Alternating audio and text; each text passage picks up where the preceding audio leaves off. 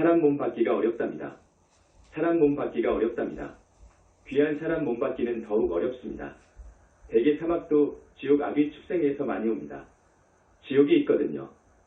지옥에서 오고 그리고 지옥을 거쳐서 악귀 귀신 세계를 거쳐온 사람도 있고 또 짐승 세계를 거쳐서 사람 몸을 받아오는 경우도 있습니다. 세상 사람들의 절대 다수가 그 비참한 사막도를 거쳐 사람 몸을 받아온다는 것입니다. 혹 사람이 사람 몸을 받아오는 경우도 가끔 있습니다. 하늘 세계에서 사람 몸 받아오는 사람도 있습니다. 하늘 세계보다도 훨씬 더 수승한 하늘 세계가 성중하늘인데 그 성중하늘에서 사람 몸 받아오는 경우도 있습니다.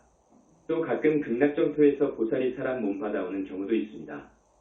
또 기왕의 불과를 이룬 그 부처님이 아마 겁에 한두 번 백생천생에 한두 부처님께서 사람 몸을 받아오는 경우도 있습니다.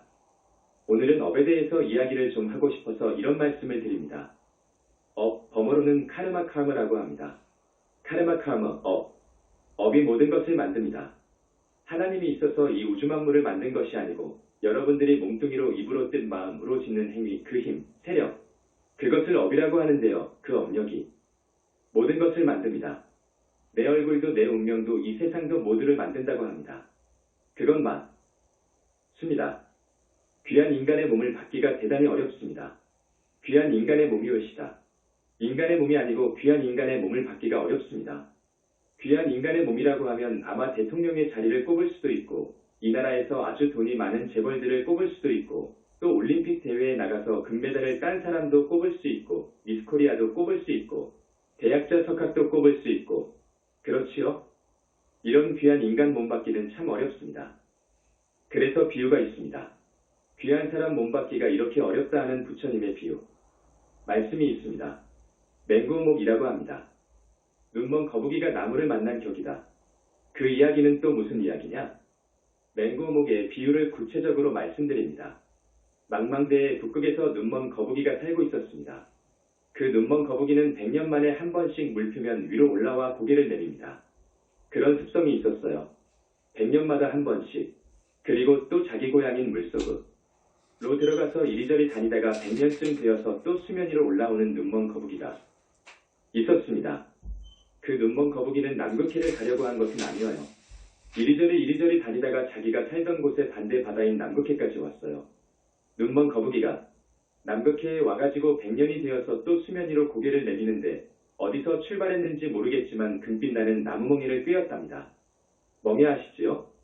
그 멍이를 꿰다는 것은 확률로 봐서 그만큼 어렵다는 것입니다. 그것도 눈먼 거북이가 말입니다. 그건 천년 만년 억년이 문제가 아니지요.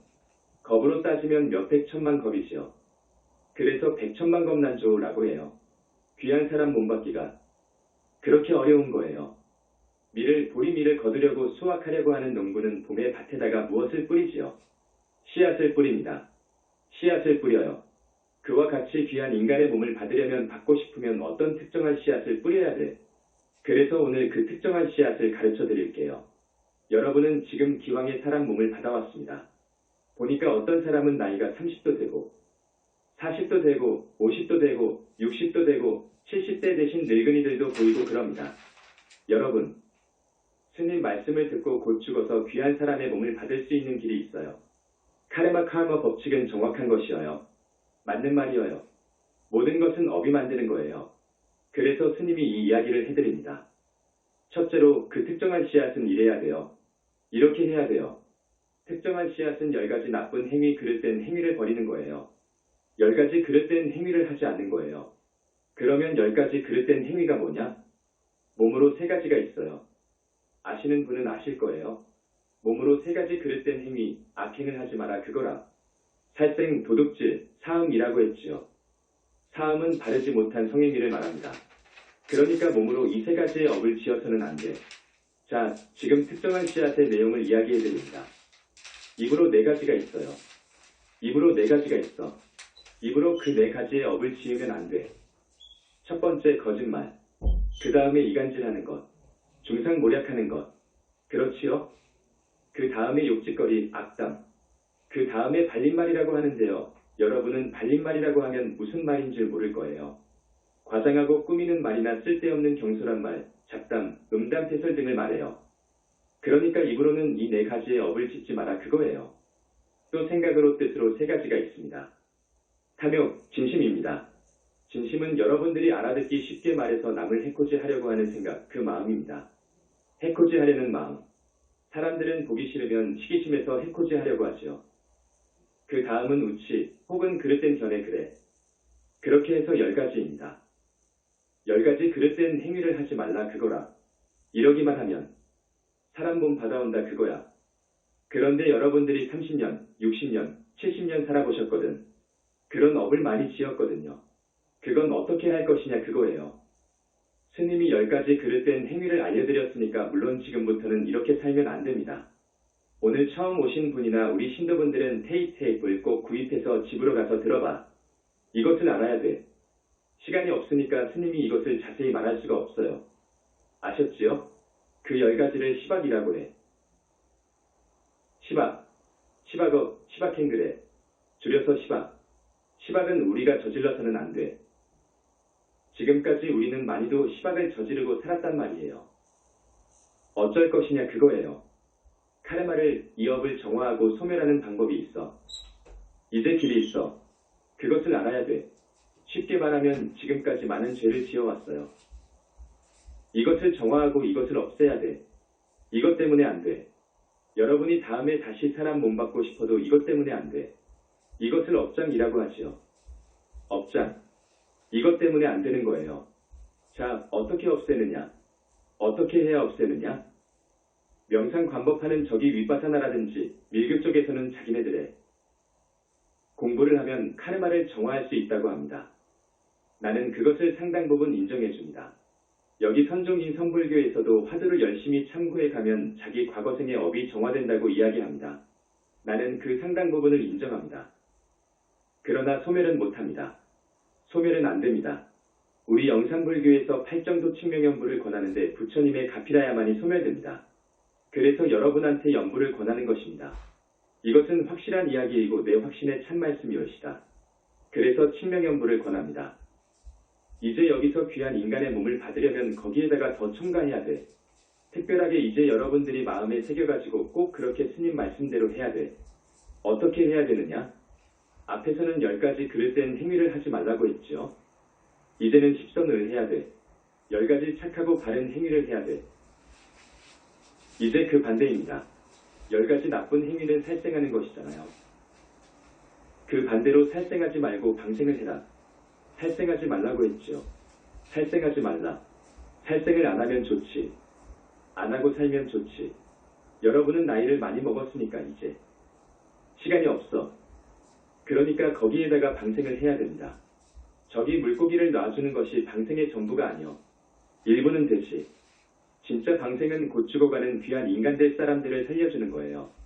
죽어가는 인간 혹은 돈도 없고 해서 배가 고프고 병이 들어서 고통스러워하는 그런 이웃을 내가 도와주고 베풀어서 살려주는 거예요. 이게 방생인 거예요. 이게 큰 방생인 거예요, 여러분. 그러니까 앞에서 살생하지 말라 했는데 이제 가급적이면 방생을 해줘라. 죽이는 것은 안 됩니다. 죽이는 것은 아주 무서운 죄가 있어. 카르마의 입장에서 볼 때, 카르마 법칙에서 볼 때 아주 무서운 살인이 있어. 그건 부모님을 죽이는 거예요. 부모님을 흉기로 죽이는 거예요. 모든 업이 반드시 그 과보를 가져오는데 결과를 가져오게 되는데 부모님을 죽이는 그 업은 카르마 법칙에 의해서 큰 과보가 옵니다. 부처님이나 성자들, 여러분들이 사유에 보면 확실히 알아요. 부처님께서 말씀하신 거예요. 이건 정확한 거예요. 부모님을 등기로 살해한다. 이렇게 되면 이건 스님이 가끔 이야기하지만 하늘과 땅이 용서하지 않는 거예요. 하늘과 땅이 용서를 안 해. 이건 그 과보가 다음 생에 반드시 미치게 되어 있어. 다음 생에 미친 병을 얻는다고. 치유할 수가 없어. 치유해 준다고 하더라도 그 업장 때문에 다시 미치거나 다른 병이 와. 다음 생에 미쳐. 그러니까 부모를 죽이는 죄는 극무간 지옥을 가게 되어 있는데 거기서 벌을 다 받고 나와서 사람 몸을 아온다고 하더라도 짐승 몸을 받아온다고 하더라도 미친 병을 얻는다고. 한 생이 아닙니다. 그 정상에 따라서 미친 병이 5생도 갈 수 있고 10생도 갈 수 있어요. 이렇습니다. 그 다음에 성자를 죽인 죄예요. 부모를 죽인 죄나 성자를 죽인 죄는 그 무서운 과보가 똑같습니다. 성자를 죽인 죄, 부처님 몸에서 피를 내게 한 죄, 거룩하신 붓다이신 부처님 몸에서 피를 내게 한 죄, 가슴에 못을 박는 죄, 이건 큰 죄예요. 자, 그래서 살생하지 말고 방생을 해야 돼. 살생하지 말고 살려줘야 돼. 불쌍하고 착한 사람을 살려줘야 돼. 그리고 된 사람이 있잖아요. 저 사람, 참 사람 되었다 그거라. 밀어줘야 돼. 이 사람은 정말 내 힘 닿는 대로 밀어줘야 돼. 그 사람이 고통스러워하고 있으면 내가 밀어줘야 돼. 그래서 살려줘야 돼. 반대입니다. 그 다음 도둑질 하지 말고 베풀어줘야 돼. 도둑질 강도 사기, 이건 큰 죄이거든요. 이것도 얼마만큼 도둑질했느냐. 어떻게 도둑질했느냐. 어떤 그 정상을 따져가지고 열시. 왕이 논지를 하는 거예요. 이 도둑질도 큰 죄인 거예요. 도둑질도 지지리도 가난한 사람의 것을 도둑질한다든지 정말 어렵고 사람답게 깨끗하게 사는 사람의 것을 그냥 도둑질한다든지 하면 큰 죄인 거예요. 그 과보는 보통 도둑질보다 더 크거든요. 그러지 말고 이제는 어떻게 해야 되느냐? 베풀어줘야 돼. 그것을 보시라고 해요. 베풀어줘야 돼. 베풀어줘야 돼. 그 다음 사음이 있죠. 바르지 못한 성행위입니다. 그러지 말고 깨끗하게 사는 거예요. 남편이 죽거나 부인이 죽었으면 끝까지 깨끗하게 사는 거예요. 이렇게 해서 10가지의 악행을 하지 말고 이제 반대로 10가지로 착하게 사는 거예요. 이렇게 살면 귀한 몸을 받습니다. 사람으로 오더라도 건강하고 덕스럽고 예쁘고 많은 사람들이 따르고 거기에다가 친절하고 불쌍한 사람을 연민히 생각하고 이 사회 국가 세계 인류를 자기 가족과 같이 생각하고 이 정도 되면 대통령 되는 거예요. 그렇게 과보가 옵니다. 그런 과보가요. 크게 사업에 성공한다든지 그래서 대재벌이 된다든지 하는 거예요, 여러분. 그러니까 그것을 꼭 아셔야 돼. 여기에다가 또 하나가 있어요. 귀. 한 사람의 몸을 받되 윤회를 벗어나는 복을 받아야 돼. 여러분, 윤회를 벗어난다는 말 아시죠? 윤회를 벗어나는 복을 받아야 돼. 그러면 영원히 지옥 아귀 축생에 안 떨어져. 인간의 몸도 안 받아와. 그러면서 인간보다도 하늘보다도 하늘에서도 하늘이라고 하는 그 극락에 가서 살 수 있어요. 여러분, 이건 사실입니다. 극락세계가 있어. 거기에 가서 몸 받을 수 있는 거예요. 이러려면 어떻게 해야 되느냐? 부처님과 그 가르침을 따르는 거예요. 부처님과 그 가르침을 따르는 거예요. 그리고 부처님 공부를 하는 거예요. 부처님 교단을 키워주는 거예요. 이런 일까지 하면 여러분, 축복받는 귀한 인간의 몸을 받아옵니다. 그런데 여러분, 앞으로는 그러셔야 해요.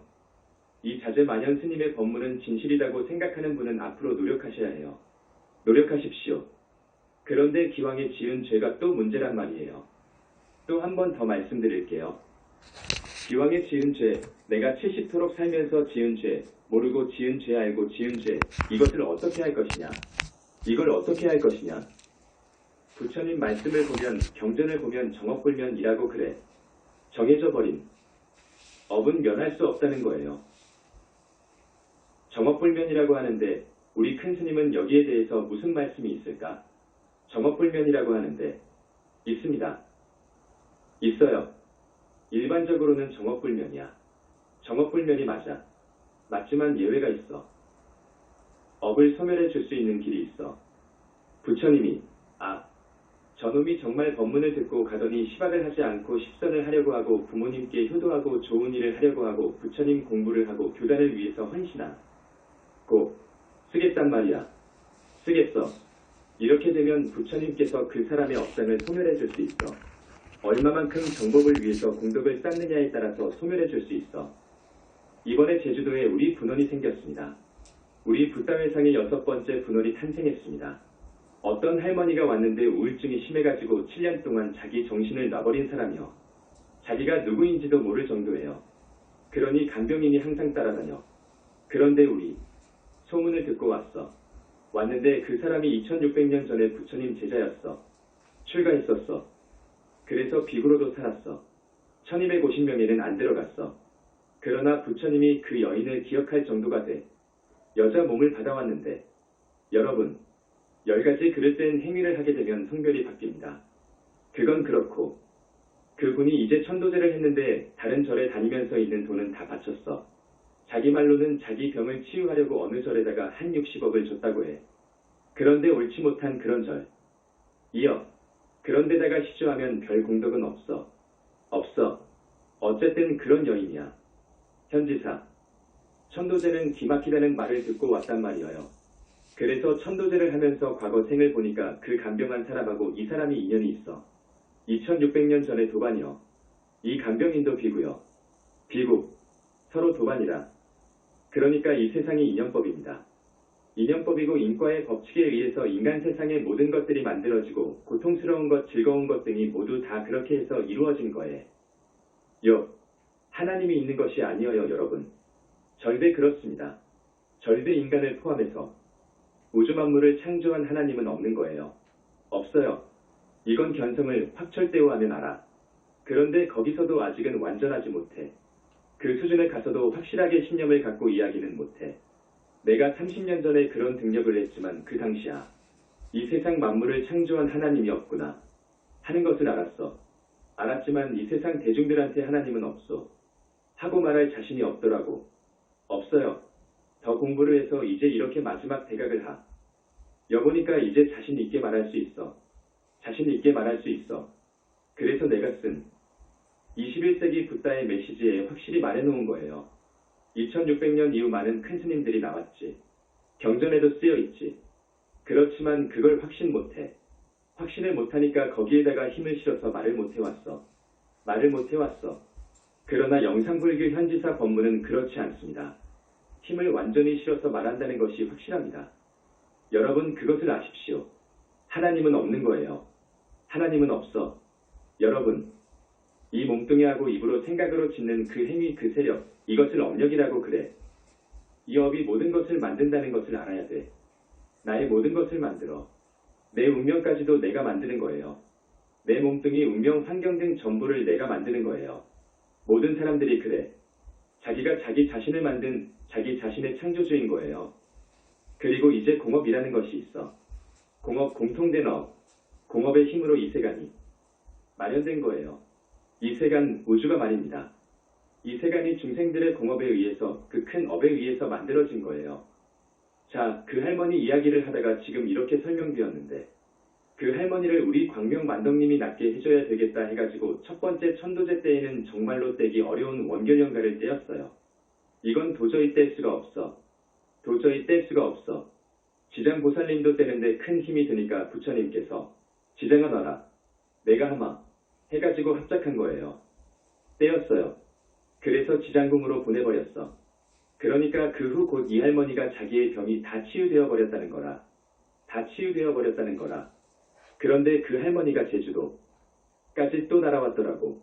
그래서 또 2차 천도제를 했는데 뭐가 또 하나 있는 것 같다 그거라. 뭐가 하나 있다 그거라. 정신은 다 돌아왔는데 완전히 건강회복이 안 되었다는 거야. 그래서 2차 천도제를 했습니다. 했는데 첫 번째 원결연가와 거의 맞먹는 수준의 원결연가 여자가 하나 있어요.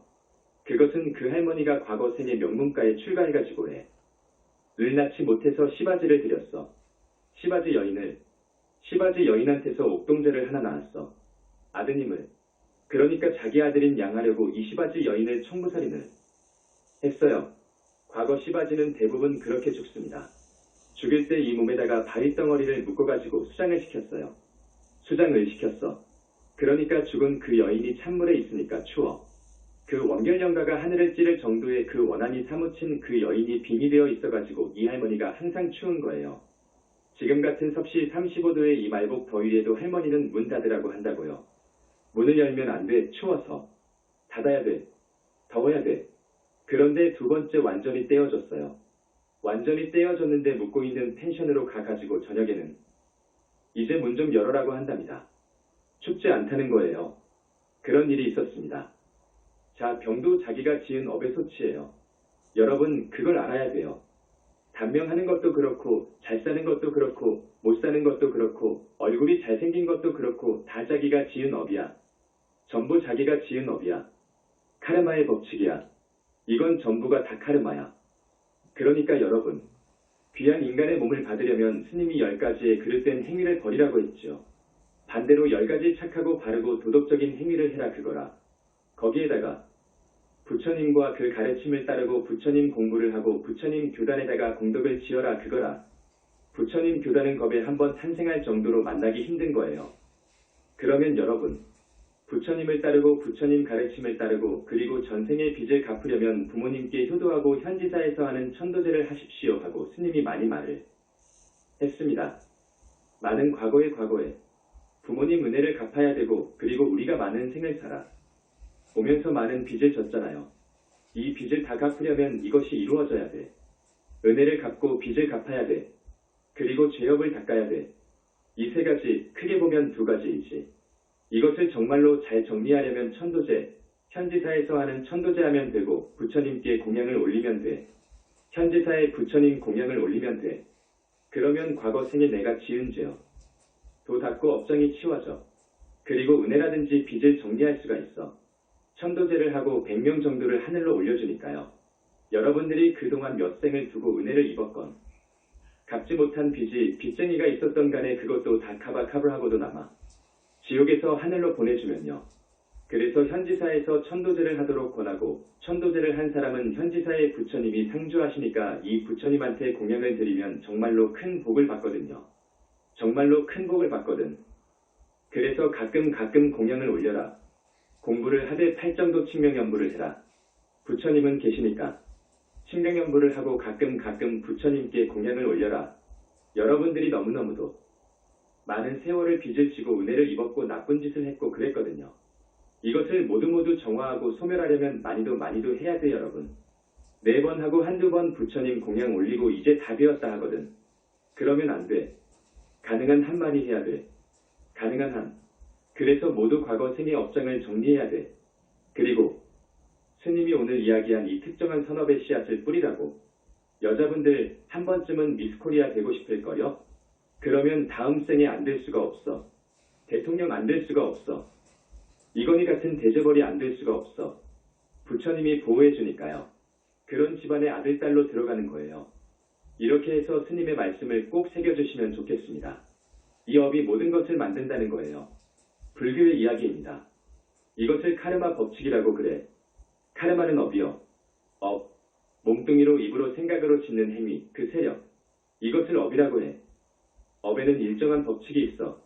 카르마 법칙을 여러분한테 조금 소개해 줄게요. 이 업은요, 괴로움을 부르는 업이 있고 행복을 초래하는 업이 있습니다.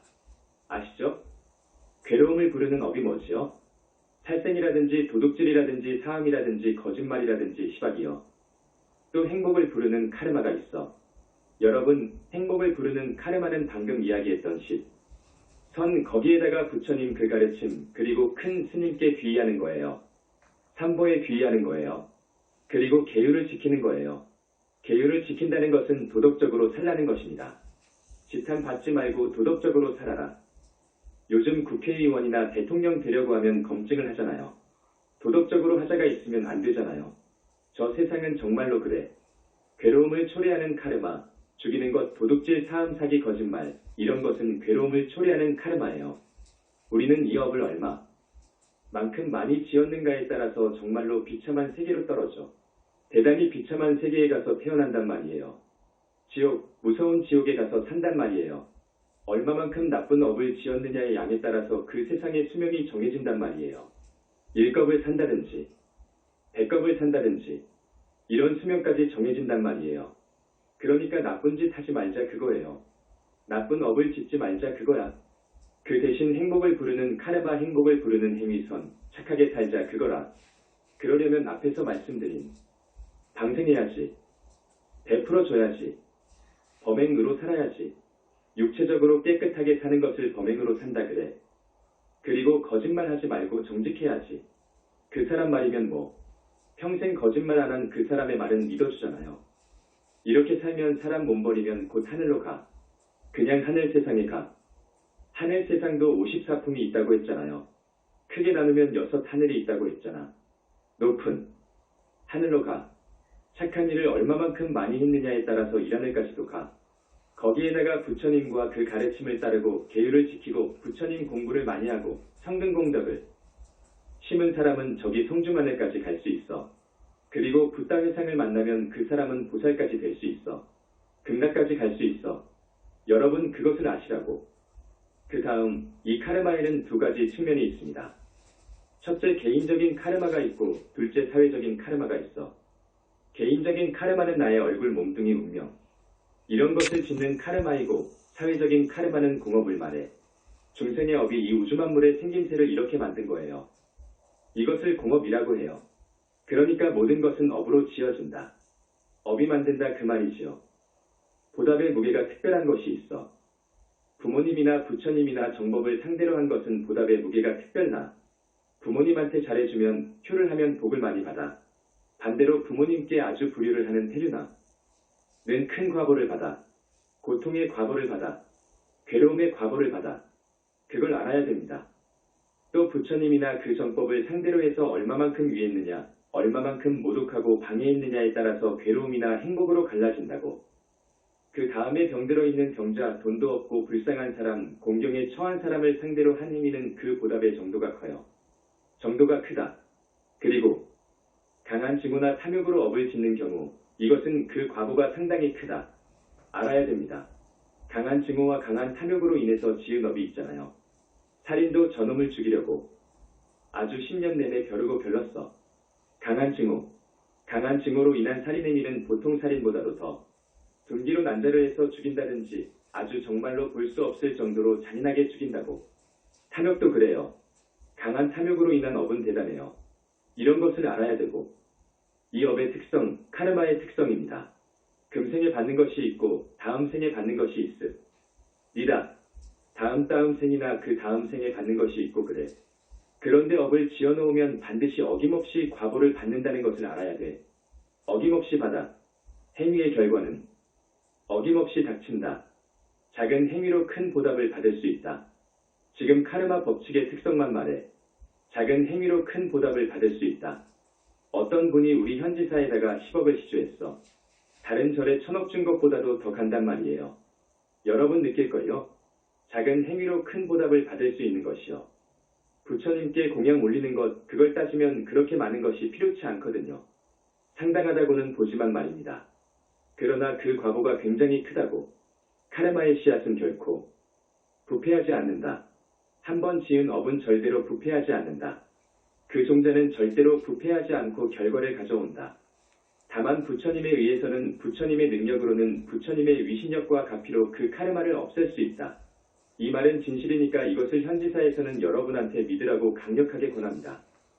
그래서 나쁜 업을 지으면 그릇된 행위를 하면 지옥을 가고 아귀세계에 나고 축생세계에 떨어지는데 지옥은 어떤 사람이 가느냐? 이 10가지 그릇된 행위를 하는 사람이 가요. 10가지 행위를 아주 그냥 그 양이 있어서나 그 나쁜 짓한 그 정상을 보아 이것을 봐줄 수 없다고 하면 그런 사람은 더 무서운 지옥에 가요. 거기에 수명도 결정이 돼요. 남의 삶을 파괴한 사람, 남의 삶을 파괴한 죄, 남의 가정을 파괴한 죄, 자신을 파괴한 죄, 정법을 비방한 죄, 부모나 부처님 그 정법을 상대한 죄, 상대에서 악행을 하면 무서운 지옥에 오래오래 있다 그거야.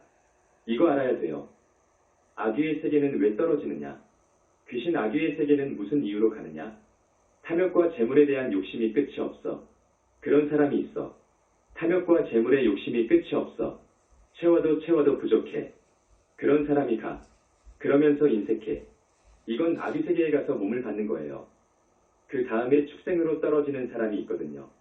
지옥으로 가면 대부분 축생으로 떨어집니다. 그 축생을 거치게 됩니다. 축생으로 가는 이유는 또 뭐냐? 삿된 소견과 정당하지 못한 성행위 등으로 인한 업이 원인이 됩니다.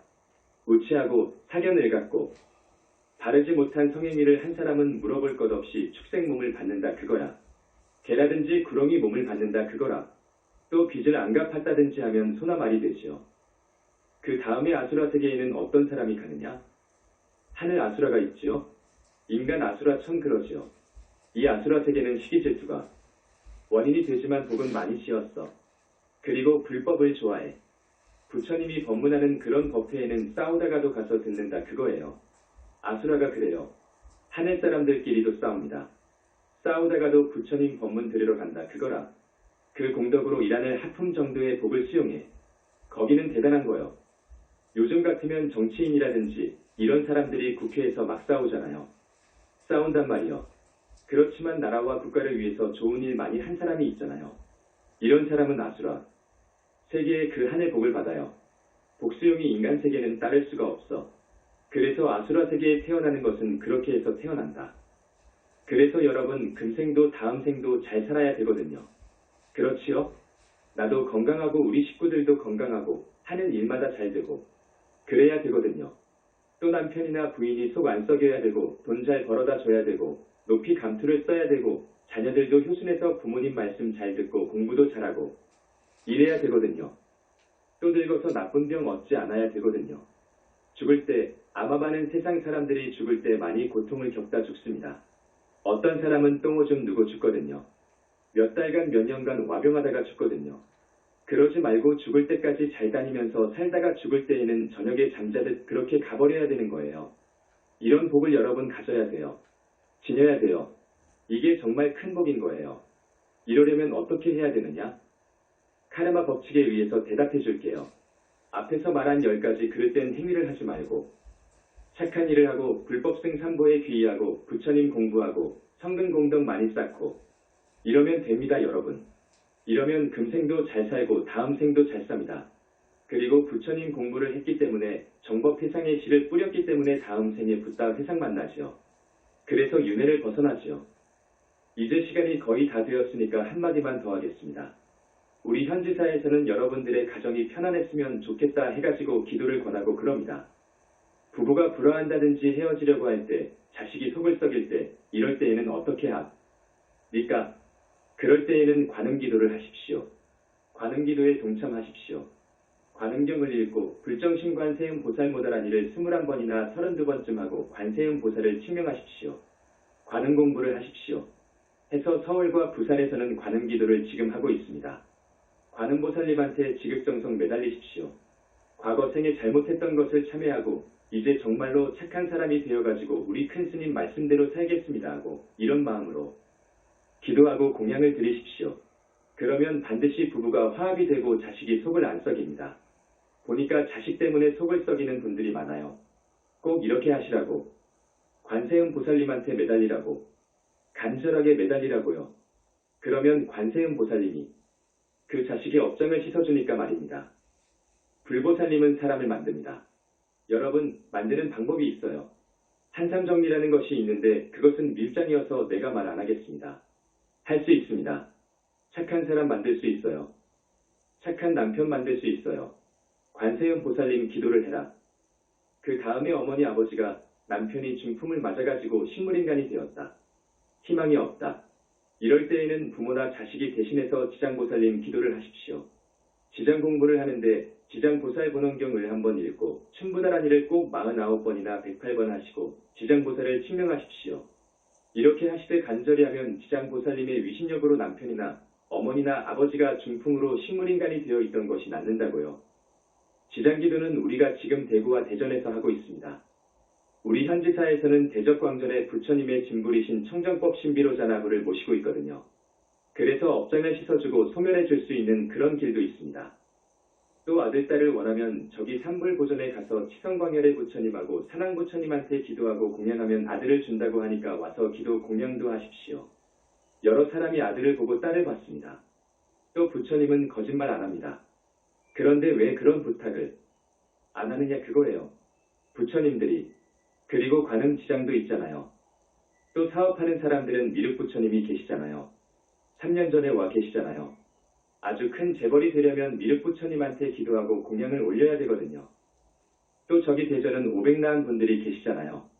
조그마한 사업을 하시는 분들은 500나은님들께 기도 공양을 올리십시오. 그렇게 하시고 천도제도 있고 관음태교도 있고 그렇습니다. 그래서 여러분, 그 어려운 소망, 꼭 이루고자 하는 소망에 따라서 모두 이룰 수 있는 길이 있으니까 그렇게 아십시오.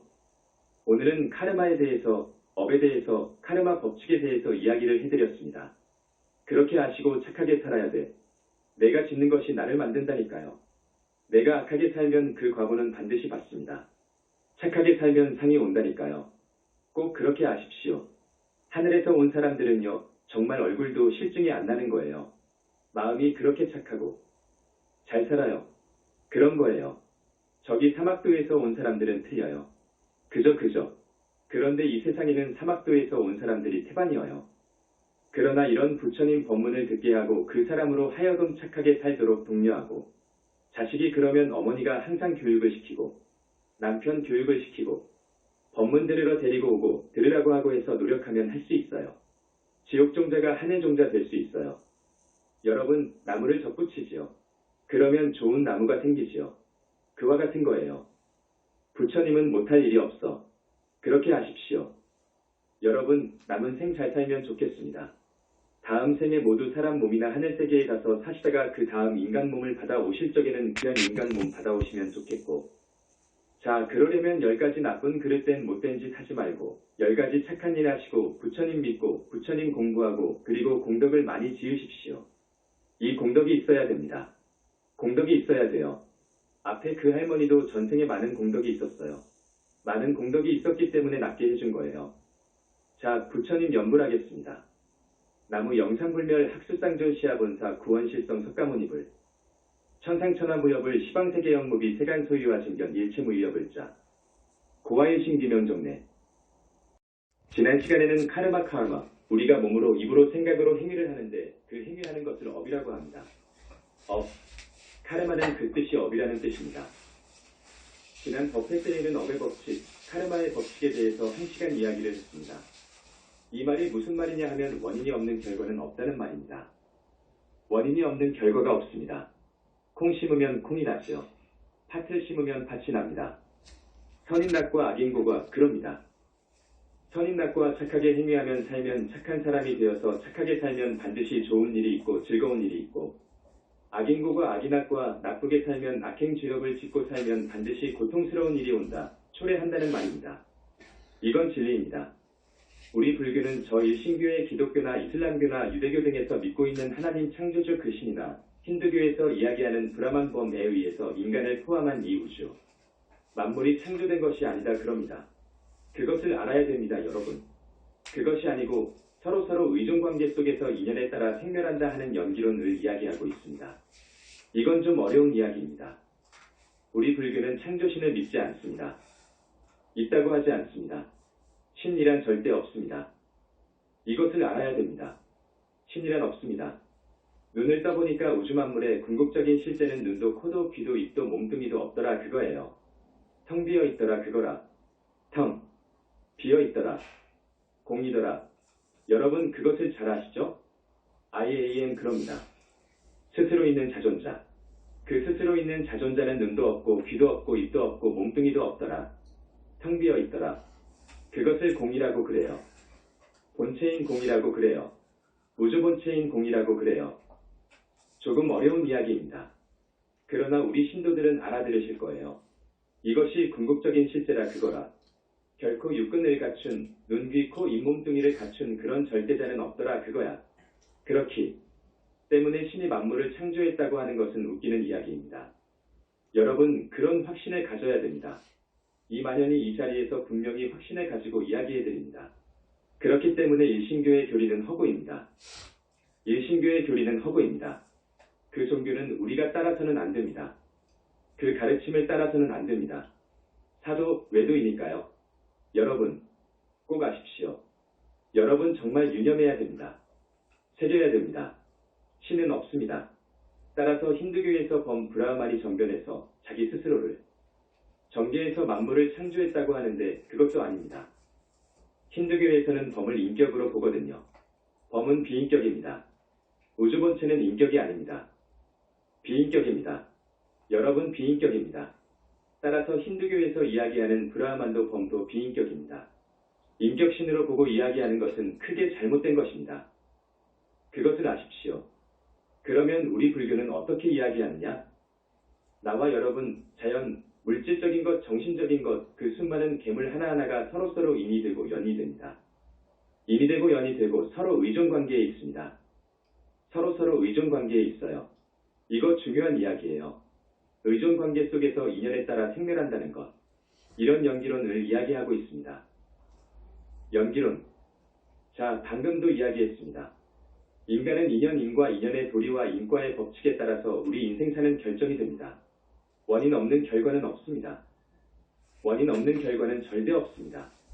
지난 시간에 카르마 법칙을 이야기하고 오늘 좀 정리를 해드리는 거예요.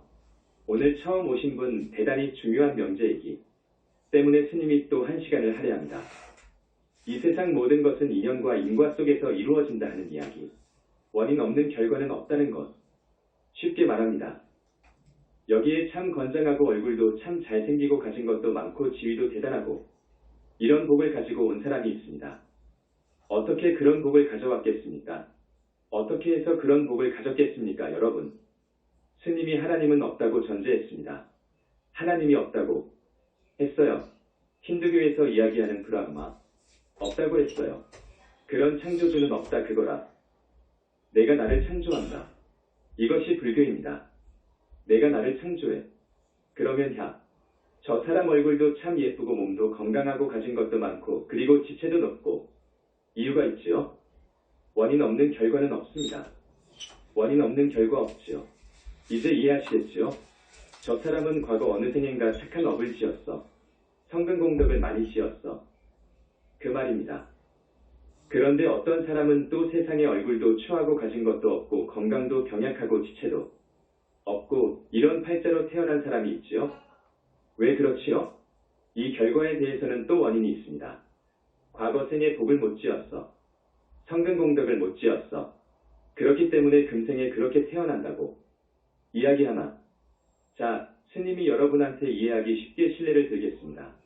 언젠가 관세음 보살님 공부 중에 산매 속에서 관세음 보살님께서 이러한 장면을 보여줬습니다. 어느 때인가 큰 부자가 살고 있었어요.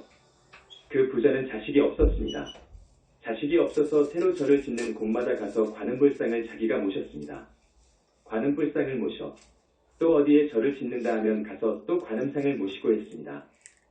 그러면서 아들 하나만 달라고 발언했습니다.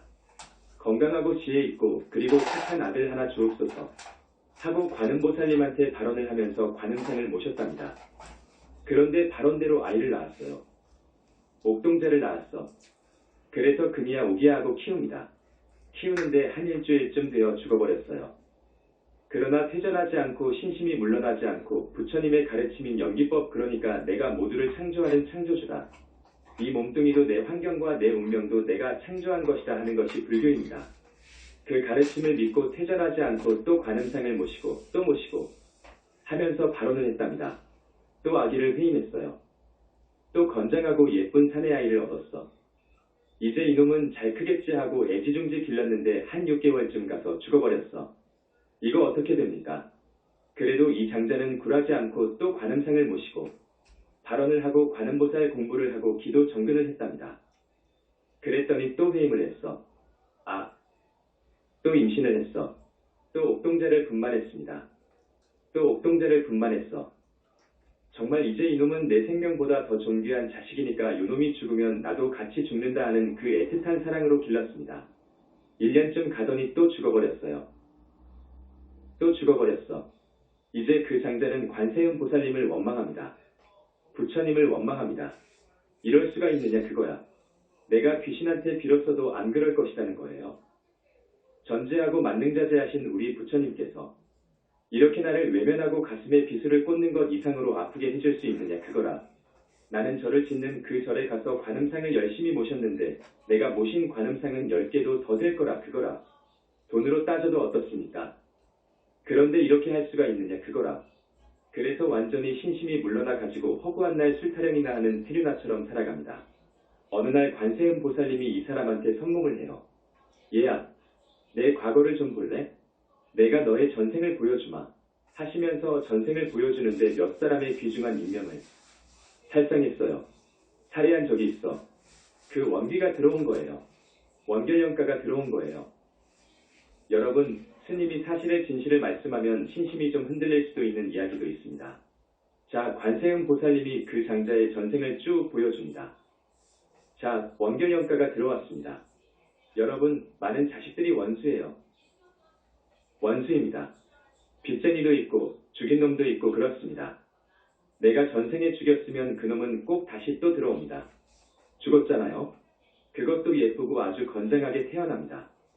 그래서 그 부모님한테 정을 아주 그냥 흠뻑 안깁니다. 그래가지고 죽어버리면 부모님 마음이 어떻게 되겠습니까? 그 받는 마음의 상처가 말입니다. 이거 미칠 지경인 거예요. 그렇게 만드는 거예요.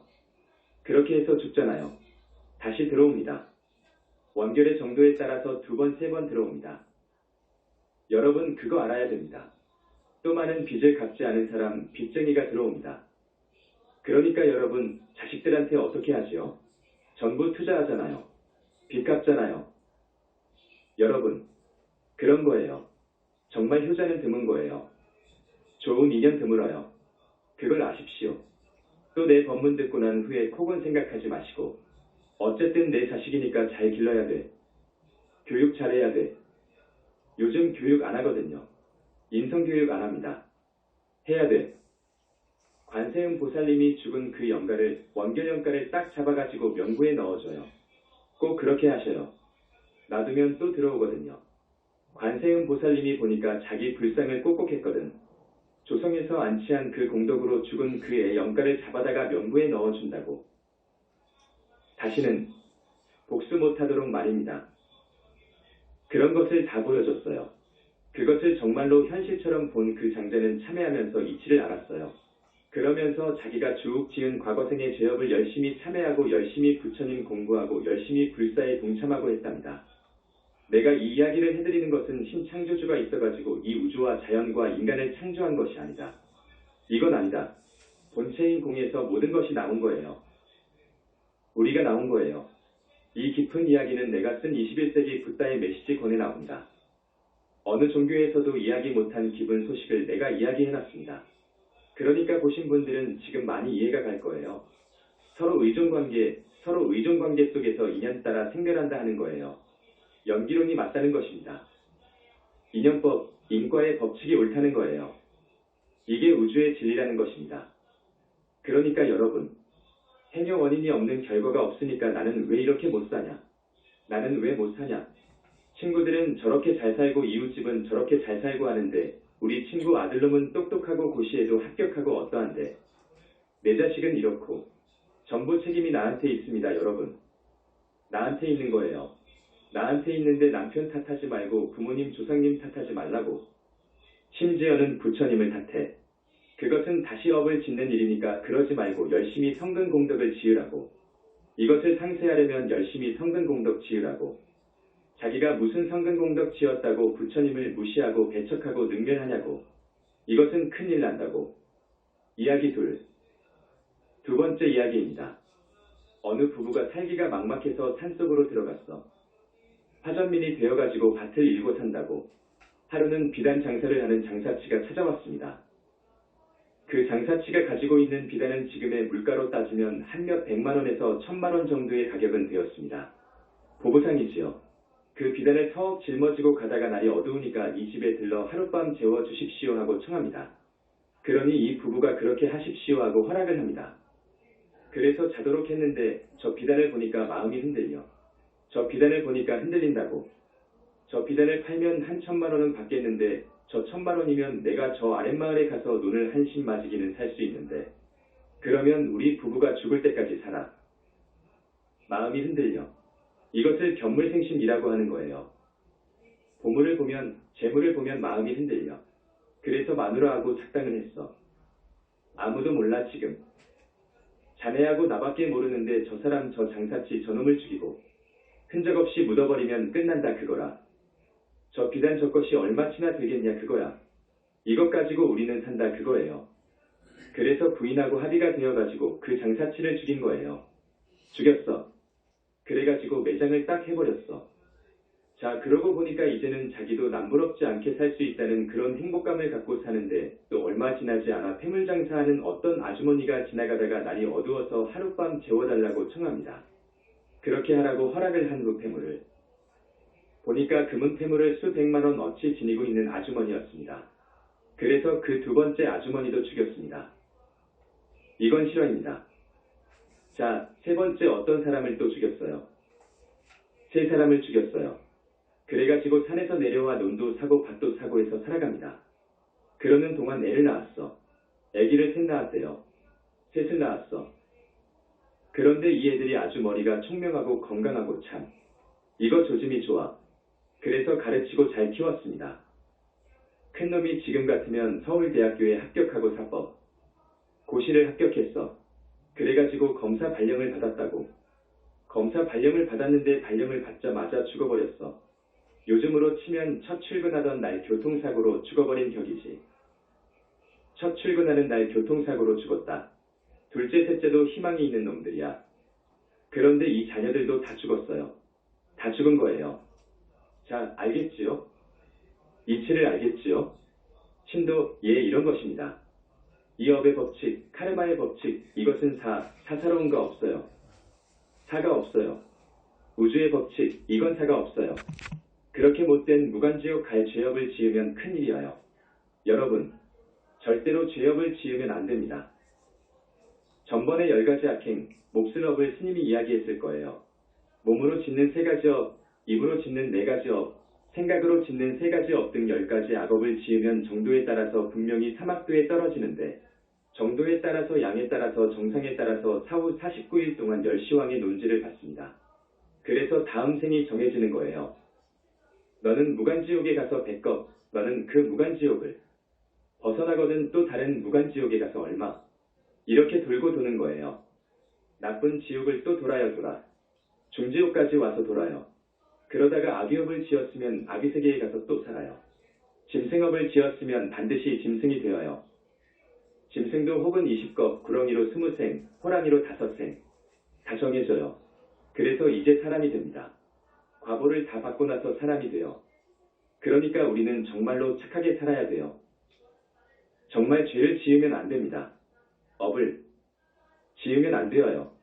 한 끼 죽을 먹고 사는 한이 있더라도 우리는 업을 짓고 살면 안 됩니다. 한때 생각을 잘못해가지고 한때 실수해가지고 사람을 죽였어요. 과보는 커요. 이 죄를 지어서는 안 되어요, 여러분.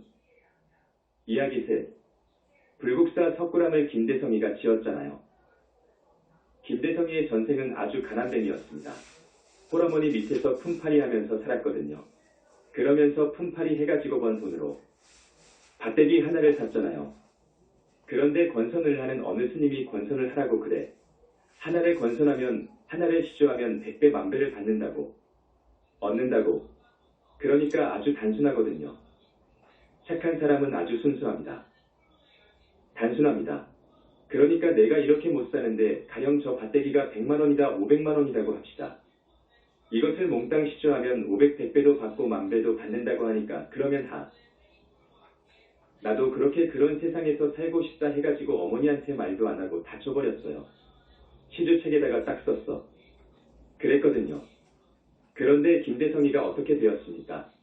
얼마 지나지 않아 죽어버렸어. 여러분, 이해가 안 되지요?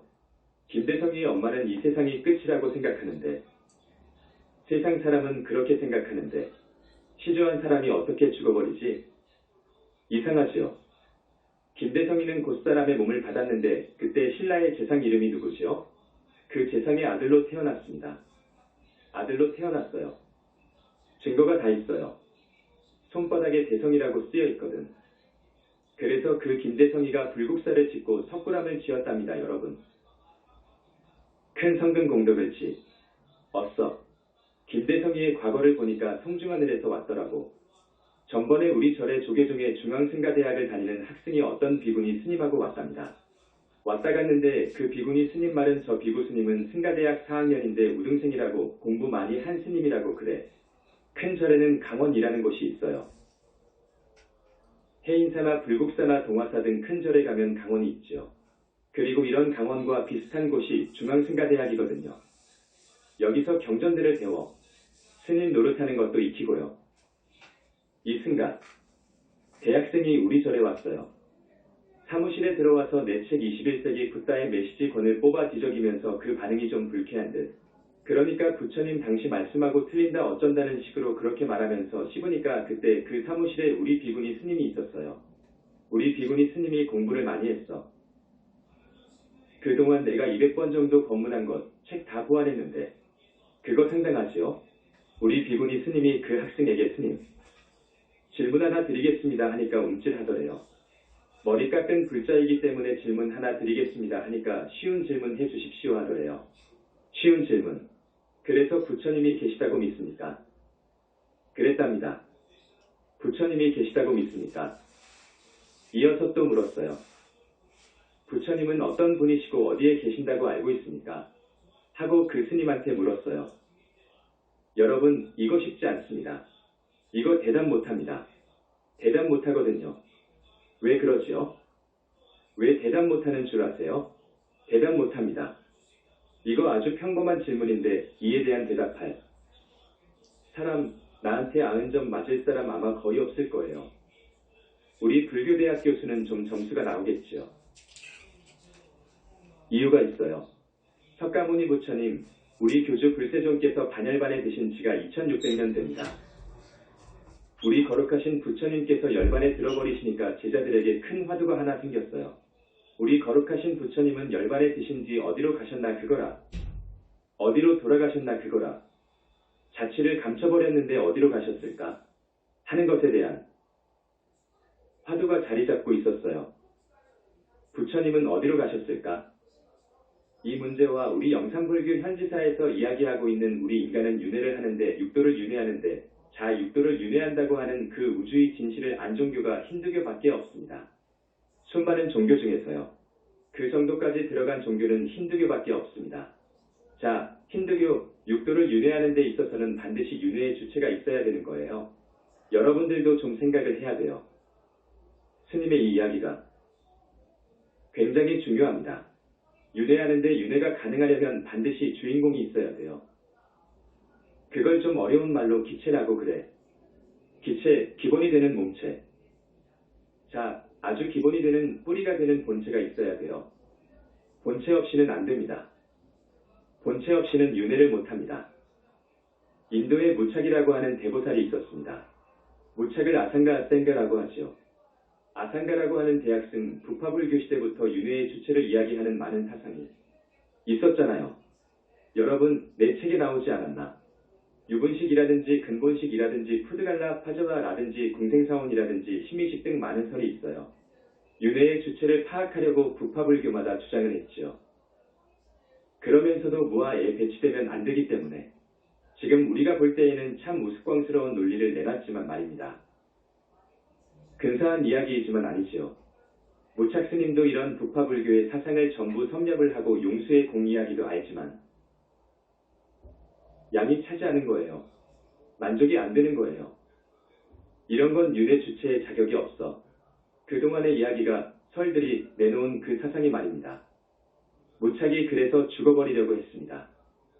내가 윤회의 주체 문제를 도저히 알 수 없으니 살아서 못하느냐 그거야. 살아서 못하느냐 그거야. 지금까지의 불교, 무착스님이 출세한 지가 부처님 묘로 1000년 정도의 인물일 거예요. 유식학, 그분 때문에 유식사상이 세워진 거예요. 북파불교 이후로 대승불교에 들어와서 불교의 양대 산맥이 있습니다. 대승불교에서 불교의 양대 큰 두 산맥이 있어요. 이 중관사상, 용수로 인한 공사상, 중관사상이 하나 있고 유식사상이 있는데 무착스님이 그 유식사상의 비조예요. 그 동생 세친 바수반두 은유식학을 아주 발전시킨 분들입니다. 대단한 거목들이죠. 이분이 윤회의 주체를 알고 싶어서 아주 열심히 공부를 하고 해도 알 수가 없었어요. 알 수가 없었는데 미륵보살님이 그 당시에 출세를 했습니다. 사람으로 오신 거예요. 무착스님이 미륵보살님의 강서를 몇 달 들은 거예요. 그래서 원시 근본불교, 북파불교까지는 마음이 60밖에 없는 것으로 알았어요. 아니비설신의 60밖에 없는 것으로 알았는데 무착스님이 미륵보살님의 가르침을 받고 말라식을 생각하게 되었고 아레야식을 생각하게 된 거예요. 그래서 아레야식, 아라야식, 외야식 그럽니다. 아레야식이 나온 거예요. 그러면서 세친에 이르러가지고 유식사상이 거의 완성되었는데 이 무착스님이 윤회의 주체를 알고 싶어서 자결을 하려고 했다니까요. 그런 고심 끝에 내놓은 것이 아레야식이어요, 여러분. 아레야식. 이어요. 아라야식이라고도 해요. 그런데 우리 영산불교에서는 뭐라고 하는 줄 아십니까? 용수도 공으로만 이야기하고 윤회의 주체를 몰랐어요. 무착이 와가지고 미륵보살님의 강서를 들었지만 그 경지에 오르지 못했기 때문에 아레야식이라고 해가지고 아레야식 사상을 내놨는데 지금 21세기 현재의 불교는 아레야식 사상이 거의 지배하고 있습니다. 아레야식 사상이 대단한 사상이죠. 그러나 영산불교 현지사에서는 아니다. 그럽니다. 아레야식, 식은 윤회, 주체가 될 수 없다 그럽니다. 내 책을 한번 보세요. 식이 윤회의 주체가 될 수 없어. 식이라는 것은 몸뚱이를 떠나면 존립할 수가 없어. 우리한테는 영체가 있잖아요. 우리가 몸뚱이를 벗어버리면 영체가 있기 때문에 영체를 모르면 아래야 식은 설명할 수도 없어. 식은 영체에 뿌리박고 있어요. 그래서 내 책 21세기 붓다의 메시지 권을 보시기 바랍니다. 그 부분이 있어요. 무착 스님이 아래야 식을 이야기했는데 영상불교에서는 아니다. 그래요. 아니다. 식 가지고는 윤회의 주체가 될 수 없는 것이다. 우리 영산불교의 주장이 그럽니다. 여러분, 내 책 21세기 붓다의 메시지 권을 한번 보십시오. 21세기 붓다의 메시지 권의 25장을 한번 보세요. 간단하게만 써놨지만 보세요. 우주 본체인 공에서 만물이 벌어져 나오는데 그러면 지금 인간 탄생을 설명 못해요. 인간 탄생을 설명 못합니다. 그 어떤 종교도 설명 못해. 우리 영산불교 현지사 21세기 붓다의 메시지 권에 있어요. 정독해보세요. 무릎을 칠 테니까요. 그건 그렇고 부처님 계시다고 믿습니까? 부처님은 어떤 분이시며 어디에 계신다고 알고 있습니까? 우리 비구니 스님이 지금 이렇게 물었어요. 저 스님이 대답을 못한단 말이에요. 대답을 못해. 우물쭈물하고 말아버려. 이제는 무서워서 못 올 거예요. 우리 절에 못 오는 거예요. 불교대학 교수가 아니라 할아버지한테도 이 말을 물어보면 대답 못합니다. 모릅니다, 여러분. 앞에서 윤회의 주체도 몰랐거니와 부처님이 어디에 계시고 어떤 분이시고 진짜 중심이 되는 부처님인 보신부처님을 지금까지도 몰랐어요. 무착도 몰랐어요. 강의를 들었지만 그 경지에 올라가지 못했기 때문에 여러분에게 알아듣기 쉽게 말 못해요. 뭐가 뭔지 알지도 못하는 소리를 하고 있지. 우리 책 21세기 붓다의 메시지 권과 내 법문은 정말로 깊지요. 여러분한테 여러 가지로 자상하게 이야기하죠. 자, 부처님이 계신다고 믿습니까? 부처님은 어떤 분이시며 어디에 계신다고 알고 있지요? 하고 학자들에게 물으면 학자들은 공부를 많이 했기 때문에 이렇게 대답할 것입니다. 예, 부처님은요 일체처 일체시에 아니 계신 곳 없지요 라고 할 거예요. 이게 상당한 학자들 이야기예요. 그 정도 이야기하면 대단한 거예요. 법신 이야기지요. 또 호교사들은 뭐라고 하는 줄 압니까? 부처님, 위대하신 우리 부처님, 2600년 전에 오셨던 석가모니 부처님, 응신불 응화신불 이야기만 하고 있어요. 그러면 반열반 후에는 어디로 가셨나 그 말이에요. 그건 자기들이 설명 못하지. 할 수가 없지. 그것은 2600년 동안 몰랐으니까요. 이 부처님 문제하고 앞에 윤회의 주체 문제하고는 온 학자들이 학생들이 풀어야 할 풀고 싶은 숙제였습니다. 그러나 지금까지 풀지 못하고 있습니다. 이것을 우리 영상불교에서 정말로 자상하고 확실하게 대답하고 있습니다. 대답은 이렇습니다. 여러분 알아두세요. 써먹어야 돼 여러분. 써먹어야 돼. 부처님이 계시다고 믿습니까? 하면아 계시지요 해야 됩니다. 그렇지요? 그러면 어디에 계시고 어떤 분이시죠?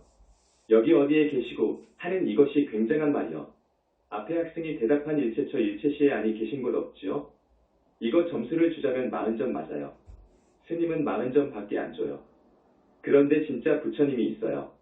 진짜 부처님, 우리의 업장을 소멸해 주시고 우리를 산매로 이끌어 주시고 우리의 마장을 떼어주시고 여러분에게 복을 주시고 천마 용신이 못 오도록 막아주시고 건강을 살펴주시고 지옥 악의 축생에 우리 불자들을 건져주시고 보살을 만들고 붓다를 만들어주시는 이 부처님이 진짜 부처님인 거예요.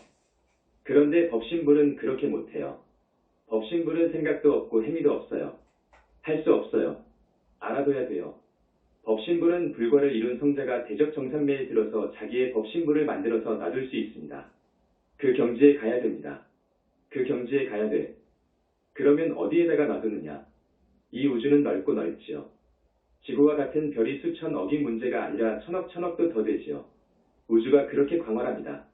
그렇게 큰 우주를 전부 공이라고 하는 마음이라고 하는 그 그릇에 넣고도 남는 거예요. 공이 마음이라는 것이 그래요. 그 마음과 하나가 되어버린 거예요. 그것이 법신불이어요. 말하자면 우주와 하나가 되어버린 거예요. 어떻게 하나가 되었냐? 그 빛이 있어요. 부처님의 빛은 무량업종광이라고 합니다. 내 책 21세기 붓다의 메시지 권에 전부 있습니다. 7에서 8년 전에 쓴 것이 있어요. 무량업종광, 이것이 불과를 증한 관문이 되어 있어요. 이것을 통과하지 못하면 부처가 아닌 거예요. 관문이 있어요. 그 빛은요 어찌나 밝던지 저 여름 햇속 그 밝은 것하고도 차원이 달라요. 여러분 안과에 가보셨는지요? 안과에 가보신 분 눈 검사할 때 무슨 결막염이나 눈병이 있는가의 여부를 알고자 해서 빛을 쏘여줍니다. 그 빛을 보셨는지 몰라? 상상할 수 없이 밝잖아요. 그것이 문제가 아닙니다 여러분. 그것이 문제가 아니요. 부처님을 뵙는 바로 그 관문에 그런 빛을 봐야 돼요. 그런 빛을 보기 때문에 시력이 죽을 수가 있어요. 그러니까 상품보살들, 불격을 갖춘 최상품보살도 시력이 망가질 수 있는 그런 빛이어요. 내 책 21세기 붓다의 메시지권을 쓸 때에는 여러분들이 중생들이 보면 가루가 되어버릴 것이라고 그랬습니다. 가루가 되어버릴 것이다. 왜 그러느냐? 100V 전구에다가 억볼트 전기가 들어와 버리면 그 전구가 어떻게 되지요? 바싹 깨져버리지요. 그와 같은 비유를 해놓은 것인데 맞아요. 그 빛의 관문을 통과해야 돼요. 부처님 세계의 빛이니까요. 그 빛으로 부처님의 몸이 이루어져 있어요. 부처님의 몸은 지수와 풍으로 이루어진 것이 아니어요. 그 빛으로 이루어졌어요. 그러면서도 30 이상을 갖추고 있어요. 눈이 분명히 있고 코가 분명히 있고 입이 분명히 있고 귀가 분명히 있고 몸뚱이가 분명히 있고 생각이 분명히 있어요. 공양을 드리면 공양을 잡수셔요.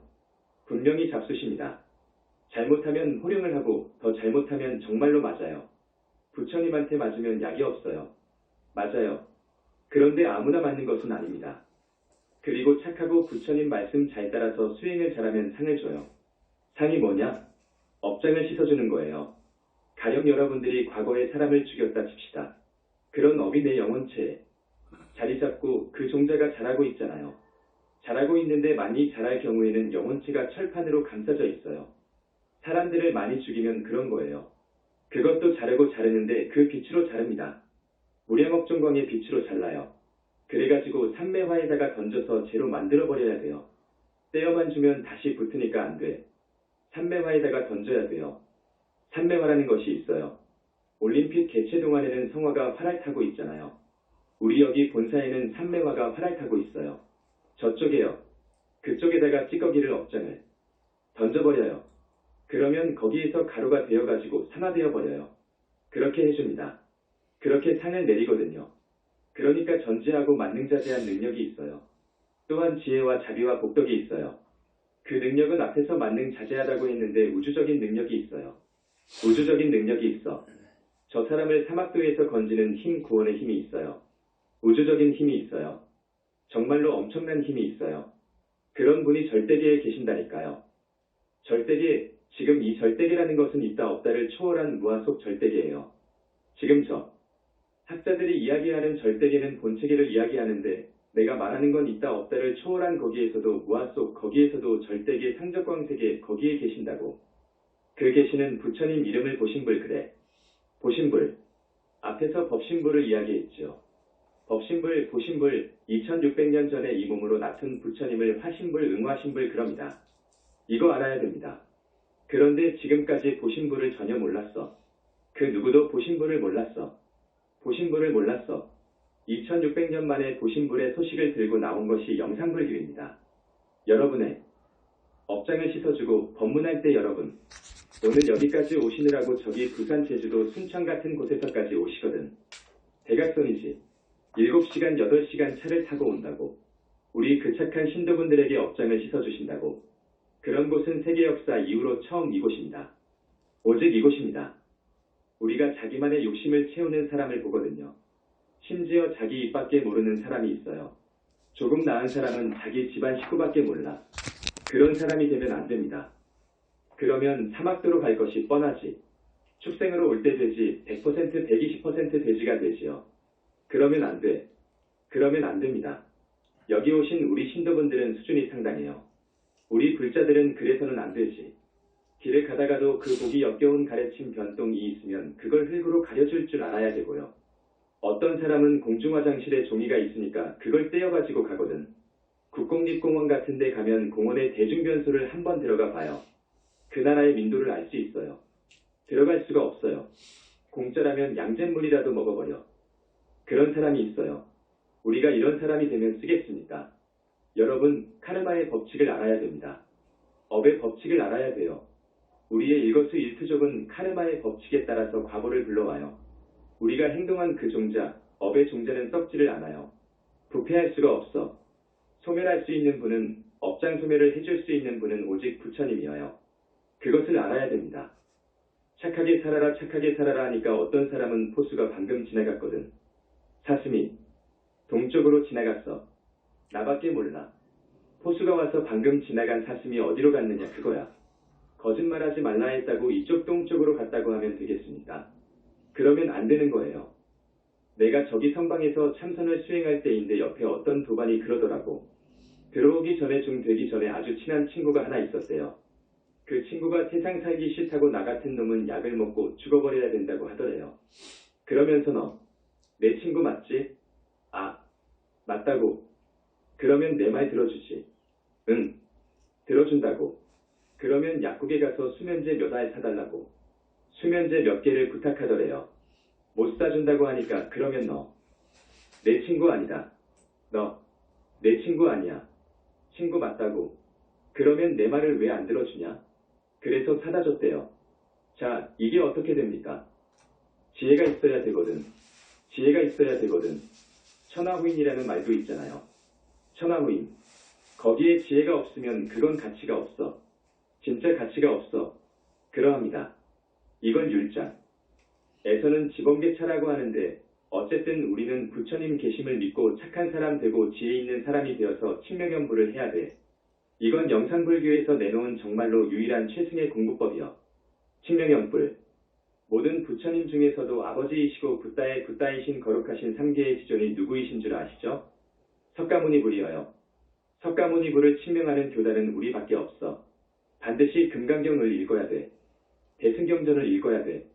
그러기 전에 오계십선을 지켜야 돼.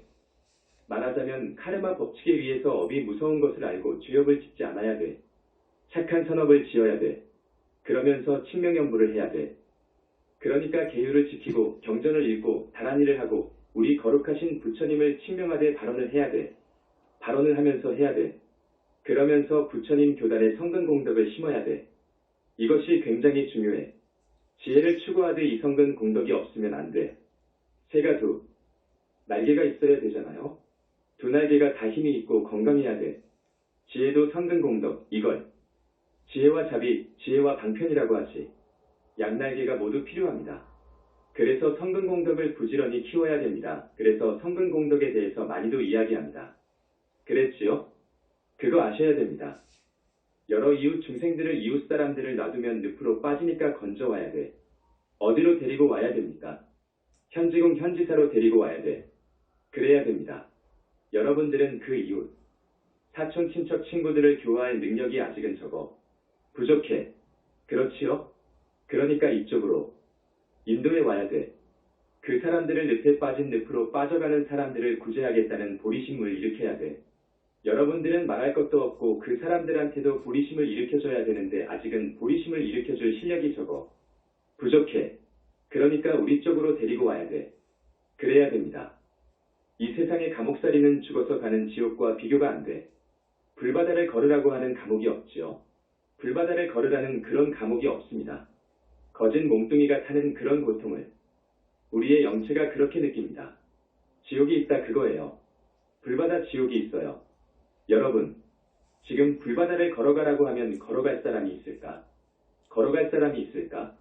후드려 패면 할 수 없이 걸어가겠지.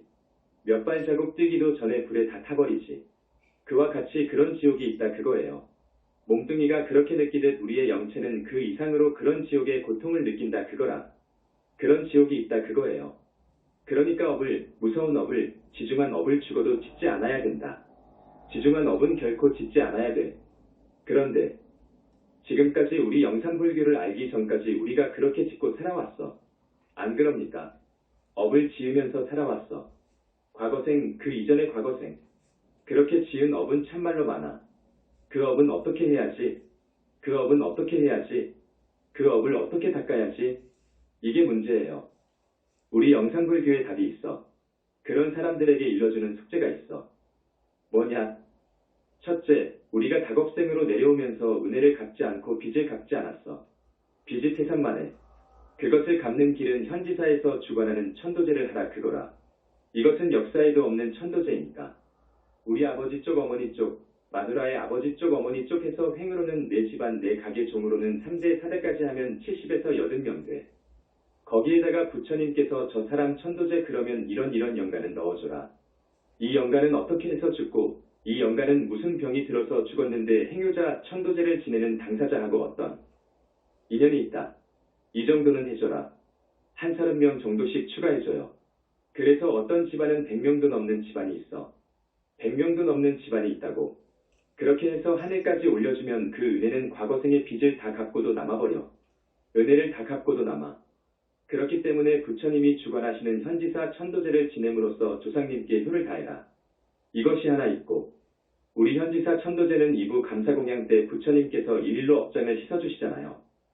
둘째, 부처님께 특별히 공양을 올려.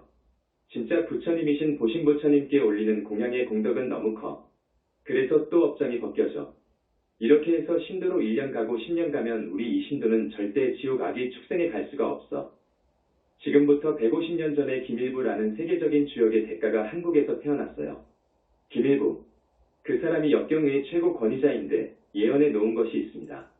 앞으로의 종교는 하나로 통일된다. 아셨지요? 앞으로의 종교는 하나로 통일돼. 어떤 종교가 나와서 다 평정을 한다 그거예요.